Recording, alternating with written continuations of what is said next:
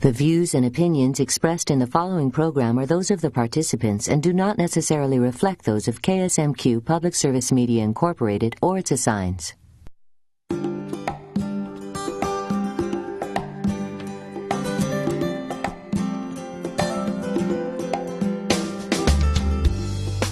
Welcome to this episode of Diversity Connections Faith Edition. Thank you for joining us. We're discussing the topic environmental issues from our various faith perspectives. And I'd like to suggest a few questions for us to talk about together, along with any others that may come forward. What does your faith tell you about how you view, relate to, and care for the earth and our natural environment? Who owns the earth or any part of it? What kind of actions do our beliefs properly lead us to with regard to the environment? Those are some pretty big questions, I think. But maybe we can root out some answers that may help us to a better understanding. So, who would like to begin? I can begin. In Buddhism, we have a concept called eshofuni, and what that means is basically life and its environment are two, but not two. And what that applies to is the intrinsic relationship between a person and their environment. So if you find yourself, and this also applies to microenvironments such as your workplace or your home, and if you find yourself in an environment that you feel uncomfortable with, Buddhism teaches to look at yourself, look at your own life, because the environment and the life are so interconnected. In Hinduism, we have something very similar, and in Hinduism, we treat divinity and nature as the same. We see that all the natural things are connected to divinity in one way or other. For example, we worship the Mother Earth, and we consider, just like how you would respect your mother, we feel you should also respect the Mother Earth, and then you should take the natural resources for your need, and you shouldn't exploit those. Right. So that's kind of a broader perspective. We don't really distinguish nature and divinity. So nature is part of divinity or is an expression of divinity? How would you say that a little bit further? I would say divinity and nature go together. I don't know if you have heard of Mahatma Gandhi. Yes, he used to say, for a country's development, every person has to be working in communion with the nature. Mm-hmm. So each community member has to coexist with the nature. So that's something very interesting. Relationship is very important, right from the outset here. That's been your two foundations. Nakoma? Well, the connectedness of everything, the earth, the sky, all the creatures upon the earth, all the human beings, even the mountains, the rivers, the oceans, the land itself are all, probably the best way I can describe it from a Native American perspective is a term from our Lakota Sioux language, and it's Matakwiyase.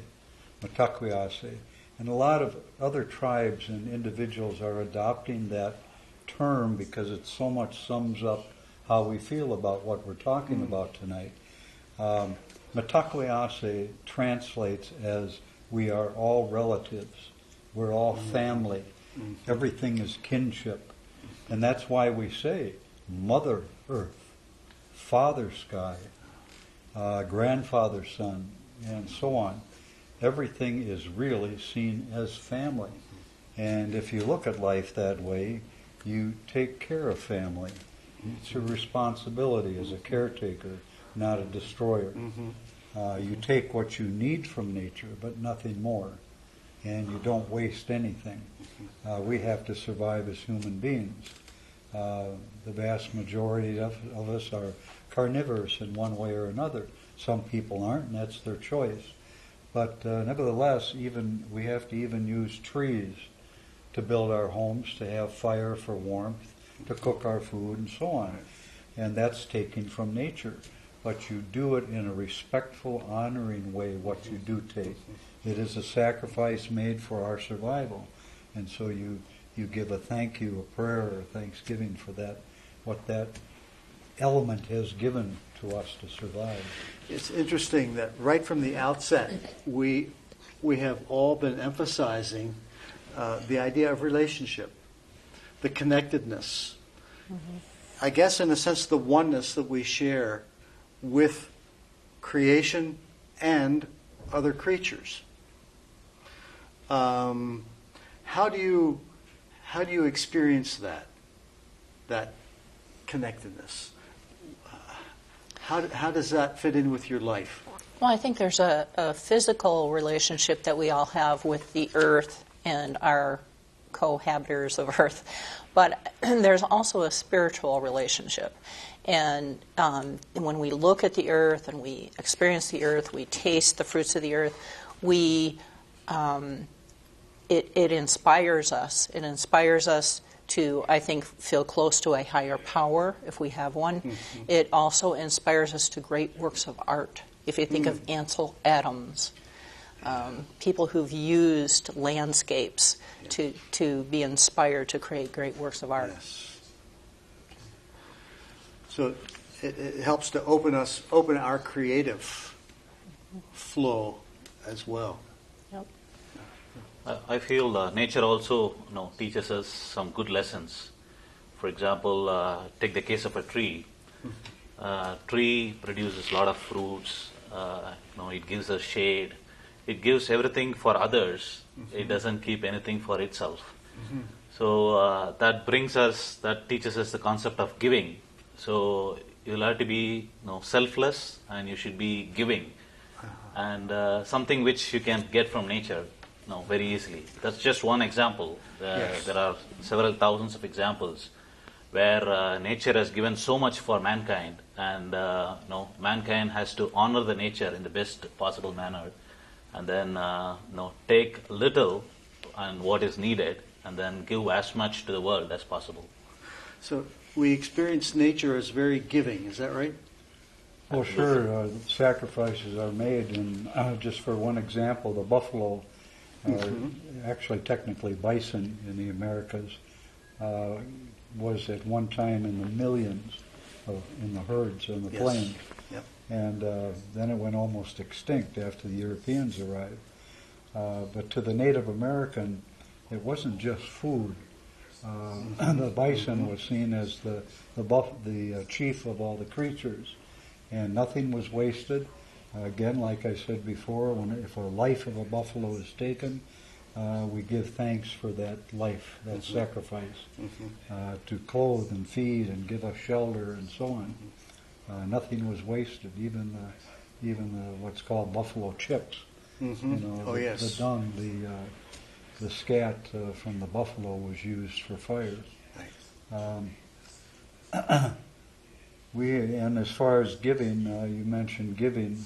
That's one of the generosity is one of the main principles or values within our culture also.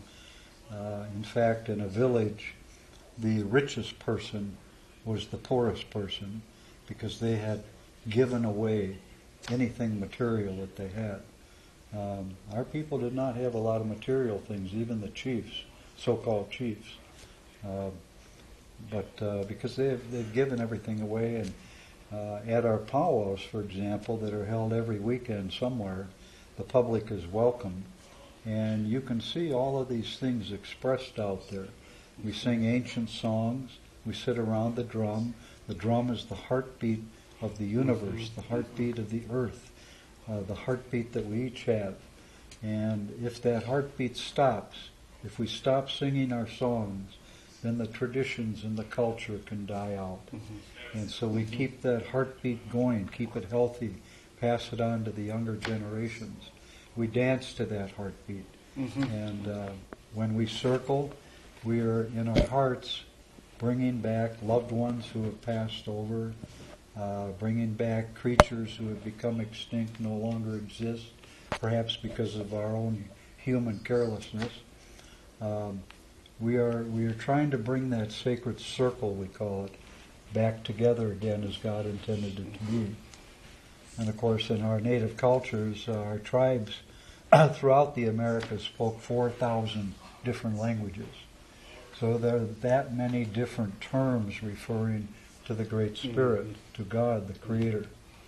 And so there's quite a diversity just among our tribes. You were saying that the powwow, in a sense, is a metaphor for your whole relationship to everything.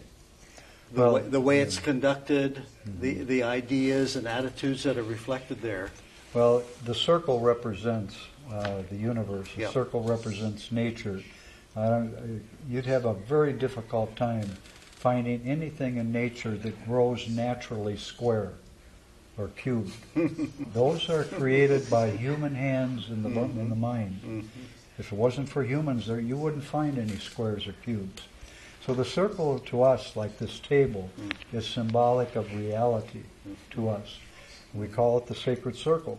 Sometimes it's referred to as a medicine wheel. Oh, yeah. But all these things we're talking about are within that circle. Well, what happens then? I'm sorry. I thought of adding, I totally agree with him. I thought of adding a few more points. Good, please In do. Hinduism, we consider 5 elements, air, water, fire, sky, and earth, as very sacred, and we feel we should honor them daily. And we consider all elements of nature to be equivalent to God. For example, every day we worship sun god, whenever he comes up, and then in the noon time as well as during sunset, we worship the sun god. And we try to honor the natural elements as much as possible, and then make sure, make sure we don't exploit any element of nature. Yes. So. I had a quote from Wangari Maathai, who is the founder of the Greenbelt movement in Africa, and responsible for planting all of those trees. And she talks about how human beings cannot live without the earth, but the earth could live without us. And because of that, we need to be really, cognizant and mindful of our thanks and our gratitude. Well, what happens when that connection is broken or disturbed somehow, that we've been talking about, that's so vital to our own existence, to our well-being, to our thriving? What happens when that relationship is broken one way or another, through misuse perhaps, through our attitudes of haughtiness and pride, or whatever it may be? I'd be interested in hearing your response to that. I lived in the Amazon with a tribe many years ago. I lived with them for 2 years, lived just as they did, hunted and fished with bow and arrow with them. And at first the surrounding environment, the jungle, was pristine. It was like a paradise to me. Sadly, thousands of settlers, colonizers, were coming in. And of course, chop, chop, chop, chop. And when I went back several years later to visit the tribe, the jungle was gone. And that's what's happening down in South America and other parts of the world where there's beautiful rainforest. It's being cut away and destroyed and burnt. And of course, just even the burning of it damages the environment, the ozone and so on. But in the process of it, not only is habitat for wildlife being destroyed, but the animals themselves, the ground is cleared totally so that there's nothing to hold the soil. Everything's eroding into the rivers. And in the process, tribes are perishing. Yes. In one country in South America, since 1900, over 80 tribes have totally perished. Been extinct. They've been there for thousands and thousands of years, and so it isn't just wildlife. Even human cultures are being destroyed. Now that's an example of misuse, of over exploiting for oil, for rubber, for diamonds, gold, whatever resource the outsiders can pull out of the earth. In the process, they're destroying all the other life that's there. So sometimes we think we are creating good for ourselves by this kind of exploitation, by civilizing, but maybe indeed we are, as expression is used sometimes, fouling our own nest. That's one way of putting it anyhow. Anything else that we can say about that? Or I think it's a lot of it is based on greed, which is something in all of us that we can challenge, that we need to challenge, that the importance I see of having a strong spirituality and philosophical foundation is to help us know how to challenge our greed. Right. And that very greed, I look at how some people live in a very unsustainable way, and I think, wait a minute, you have children. Don't you want your grandchildren to be able to walk through the woods or, enjoy being out of doors? Some places in cities we can't even be outdoors anymore because of the air pollution levels. Right. It's very sad. Exactly. Well, general society is getting more and more and more away from nature. They're just divorced from it, and it's to the point where they're afraid of it. Just like I pointed out, people coming to our store, they're afraid of it. They just don't get enough of it, and we have a thing in our culture about seeing through the eyes of others. It's just like, don't judge somebody until you've walked a mile in their moccasins. Right. It's the same idea with animal life and forests. Put yourself in their place. I think nowadays we also talk about global warming. I feel it's completely related to the destruction of natural resources. A lot of trees were cut, a lot of forests were destroyed, and a lot of disturbance to the sky. In terms of several pollution. I think overall, I think these are some of the factors related to global warming. So I think the best way to handle this is to go back to the basics and make sure you live in harmony with the nature, and that's the way to live in communion. So, are faith groups doing anything to address any of these issues that you're aware of? Well, my faith group has done a lot in years past with the Earth Charter, if you're familiar with that, in terms of just publicizing and getting people to buy into the idea that we should be taking care of the Earth. Why don't you tell us a little bit about the Earth Charter? It's a multi-country effort to put together some basic guidelines for how we should be living in this global society of ours. How should we be responsible? How should we be dealing with human rights? Unfortunately, the problems with our environment impact those in developing developing countries and the poor people more in a very disparate way, and it widens the gap between rich and poor. And so the Earth Charter is a document that was created to kind of put out there for people to buy into and say, look, we need some guidelines how we should be living our lives in a responsible way. So it's an international statement, an international effort, and it addresses, and I've had the opportunity to read the Earth Charter, and it really addresses as wide a range of issues as we can imagine. Human community, the way we relate to the environment, care for the earth, all those kinds of things. So I think it would be well for all of us to be aware of the Earth Charter. Thank you for bringing that up. So. Our tribes, almost every tribe is involved in conservation projects, restoring habitat, wetlands, prairie grass to its natural state, bringing in buffalo to raise a herd, for the waterfowl to have a place to nest.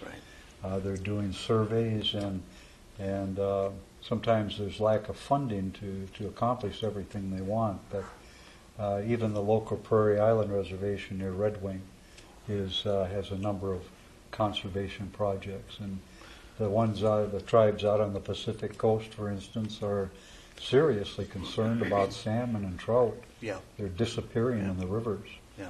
And where they used to harvest 300,000 every year. Now it's down to like 200. That's how bad it is. And so the tribes are really concentrating on conservation to bring back the wildlife. And it's happening all over the United States, and even in Central and South America and Canada. Right, right. In our faith, it's a very olden or ancient concept. Protecting natural elements is a very ancient concept. And we do it in a lot of different ways. In our day-to-day life, we follow the principles of simplicity and taking only what you need, and not for all your greeds.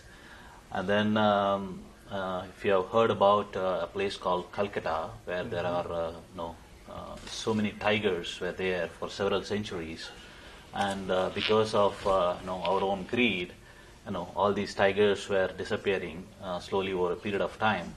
And nowadays we see several programs saying save the tigers. Yes. So that's one way of making sure we don't disturb the nature and destroy the animals or forest, and make sure we are in good terms with nature. So sometimes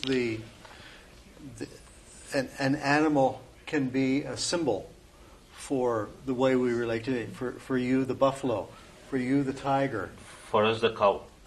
The cow, yes. Because it provides complete nourishment to all, and we worship the cows. And again, the same concept of giving can be learned from cow. Right. And we treat the cow as mother cow. Yes. So. Okay. Yeah. I had another question that slipped my mind. So, but I have a question for you. Are most of the Hindu people that you know vegetarian? Most of them are vegetarian. There are also non-vegetarians, but we feel that so long as we don't disturb the nature by killing animals, we lead a cleaner life. So a lot of people advocate the concept of vegetarianism, and even in America, that's a growing concept. yes. So. One of the things that we've talked about here that's come up several times that I've heard is taking only as much as you need. How do we do that? How do we know what is only as much as we need, so that we can gauge, not to overconsume, not to exploit, not to hoard more to ourselves than we really need? How do we do that? That's a struggle. I think it also relates to your religious beliefs. It depends on the individual perspective. But if you can make sure you keep only the necessary things, and make sure you avoid any unnecessary things which you might have in your household or wherever you see. And a simple example would be, if you feel you don't need a TV, just throw it away, and that's considered part of a luxury rather than a need. Of course, it's going to vary based on the individual's perspective, but exactly. Overall, if you think you don't need something, you can still live with it. Yes. Live with other things, then have only those things. Yeah. It's very tough to practice, but you it can is. do it. Well, you just, if you don't waste anything, like Native American, it was extremely normal to hunt. Yeah. So, we were hunters and fishers. And so we would always be doing that. Right. I don't know of any tribe that didn't in the Americas. However, you just took what you needed. Not that you didn't go and kill a dozen buffalo or bison, but you had a whole winter to feed a tribe. Right. And you may not see any buffalo in the dead of winter, and you've got to make sure you've got enough stock of jerky meat and so on to save up for the winter. Back in the in the early 1800s especially, we had traders, and so there was a lot of hunting went on then to provide the furs, which was a product demand by the larger society. Right. Right. And so we were providing furs. So in the process of that, we probably hunted too much Yeah. beyond what we needed because we were supplying others. It sounds like that is a real challenge for all of us, especially in a society like ours that depends on consumption to drive the economic system. How do you use only as much as you need and yet support the economic system? Sometimes I feel like I'm caught in between there, and that's probably something we share. The values that we want to support our culture, and yet we want to live according to the simplicity that our faith tradition tells us is important for us. So that becomes a struggle for us to know how to deal with this. To get more information, log on to ksmq.org and click on Diversity Connections. While you are there, you can see highlights from favorite episodes, read the blogs, and submit your own experiences and ideas. Thank you for watching. Join us next time as we discuss diversity in our communities, where we all can make a difference.